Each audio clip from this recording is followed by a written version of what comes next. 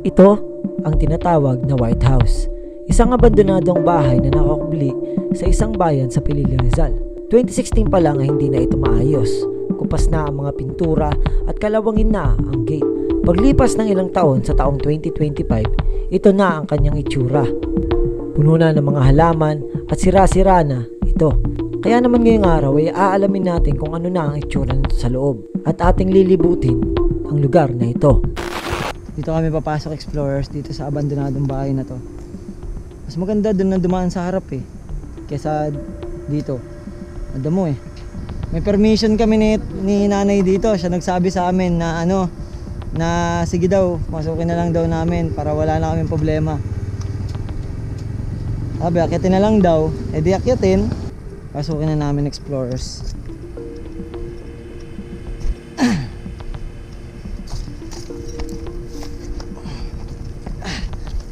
Iya! Ratol. Wala.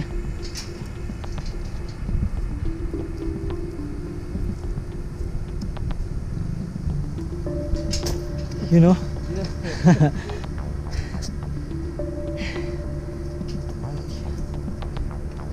Kami, ang ganda. Opo. Wow. Ganda pala sa gawing to, explorers.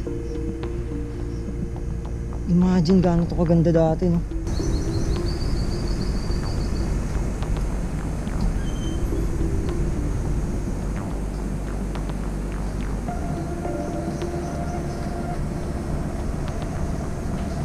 Wow.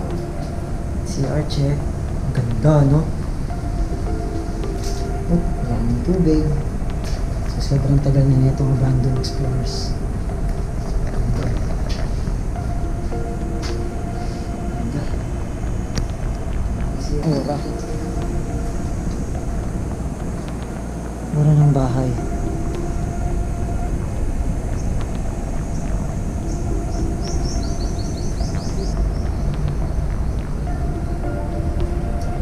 Oh, ito na ng mundo.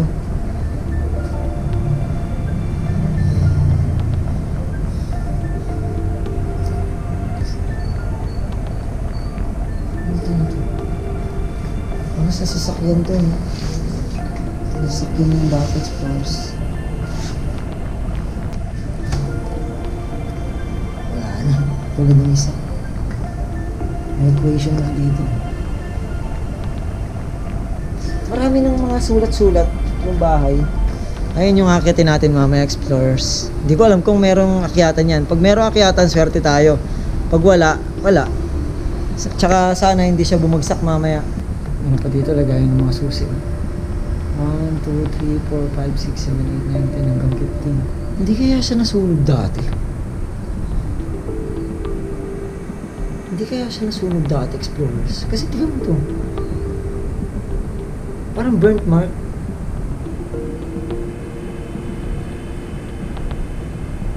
Hanggang dito sa kabila. Kasi tignan mo, hanggang dito yung ayun. Diba? Baka nasunog to dati.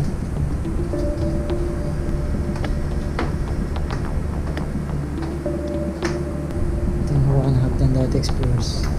Uy. Luglog. Ito yung dati ng hawakan ng dito yung dati nakalagay. Kaya dun sa gilid. Ayun, mark na yun. Diyan siya dati.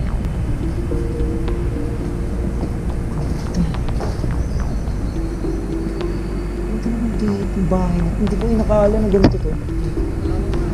Lawak pala. May hard hat Hard hat. May hard hat to.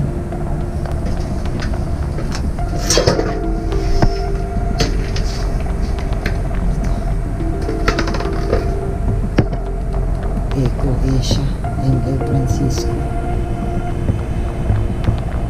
Eco Asia. Pati dito may CR. Kota mo ito. Ganda naman ito CR nito.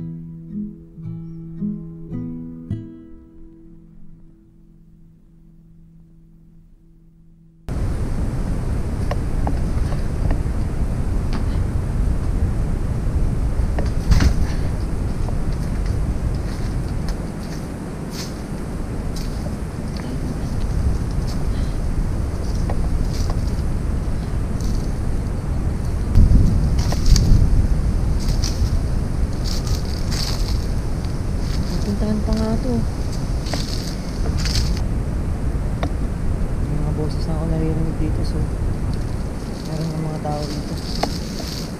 Tingnan nyo yung parang sa may balcony dun sa may taas. Diba parang American style yung ganyan, yung meron pa dito sa taas. Ayun na yung mga guhit-guhit na yan sa may bandang bubong. Diba? Doon kasi sa harap hindi halatang hindi halatang dalawang floor siya. Hindi halata eh. Kumbaga pagka nandun ka sa may gate, maliit lang siya, maliit lang. Pero pag nandito ka, kita mo to, pati tong ilalim mismo ng bahay. Ganda pa ng tama nung araw kasi hapon na ngayon, explorers, 3:50 na. Ayan. Ganda ng tama nung araw dito. Matibay kaya yung yung tangke ng tubig. Sobrang tigas na ng mga damo. Ito na yung mga delikado sa wildfire. So kung nagyosi kayo or mahawa kayo ng apoy, wag nyo itatapon sa mga ganitong lugar. Lalo na yung mga dikit-dikit na ganito. Wag nyo tatapunan yan ng mga umaapoy na bagay kasi maaari yung makasira. Lalo pag malakas ang hangin.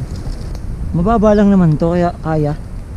Problema lang yung mahahawakan natin. Hindi ko alam kung bibigay yan o pero bahala na si Batman.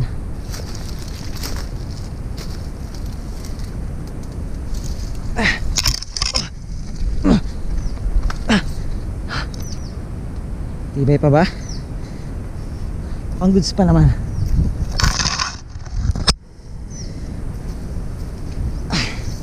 Ang goods pa naman yung hawakan. Di lang sure.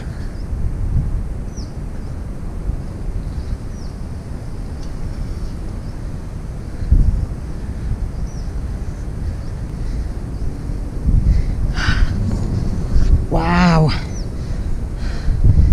Wow. Ganda, explorers.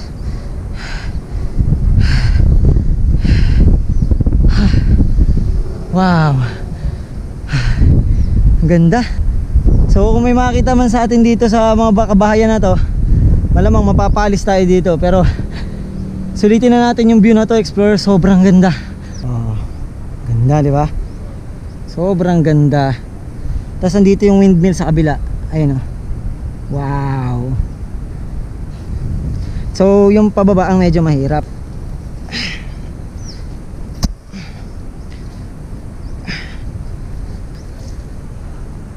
Ha? 1, 2, 3.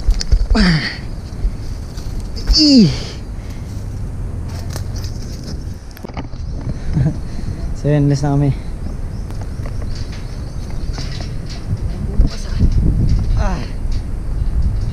Sige, akyat.